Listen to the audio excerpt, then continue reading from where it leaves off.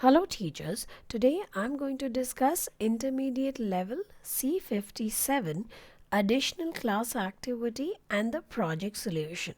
So teachers, if in case after completing the main activity you have time left, you can opt in for the additional activity wherein we are going to add an additional ball. Let's see what are we supposed to do in the coding. So I've already added ball 3 here, which is with the help of the create sprite block. I have set the animation for ball 3 and scaled it as well. I've also added the variable C3 and initialize it to 0.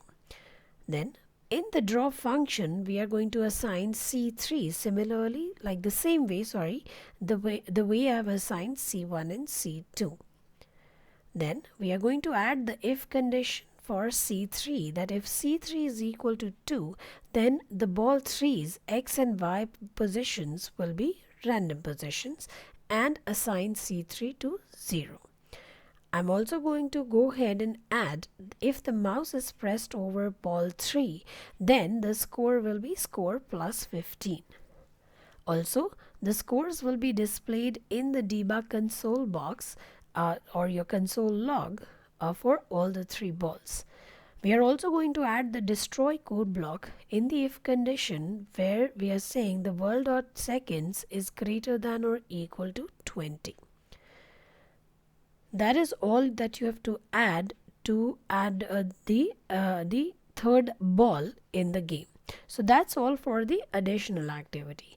Now let's see what do we have for the project.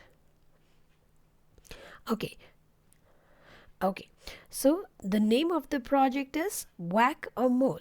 The goal of the project is, in class 57, you build the crazy balls using the conditionals, mouse pressed over events, and world.seconds code block.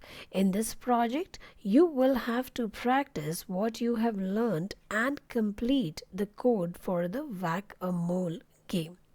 Always encourage your students to read the story here that is mentioned, because that will give them a clear picture as to what they are supposed to do.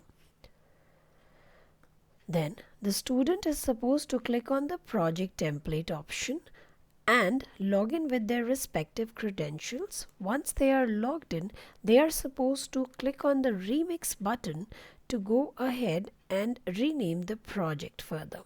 So the project will be renamed as project 57. They can save and start to code.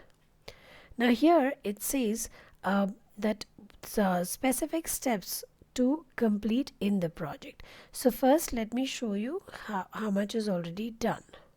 So here is when the student is going to open the project template, they are going to see that the background is created, the mole is created, and the hammer is already created. The variables are also declared. Now they are supposed to add the codes in the lines in the function draw.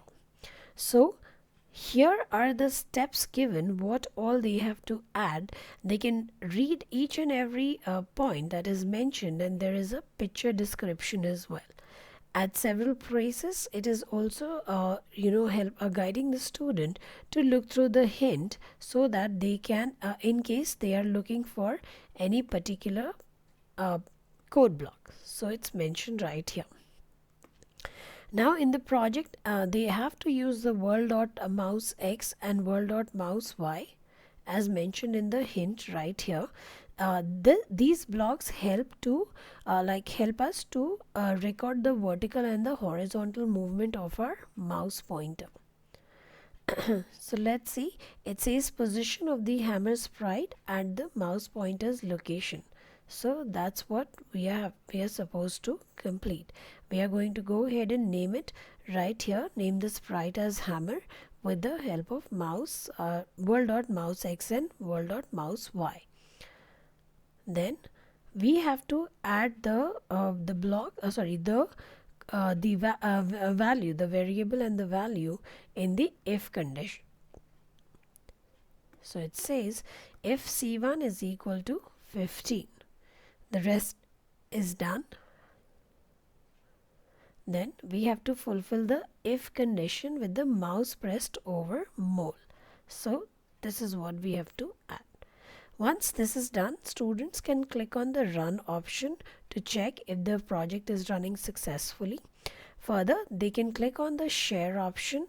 Either they can copy this link or they can straight away copy the URL and share it and submit it in the project submission box. That is all for the additional activity and the project solution. Thank you, teachers.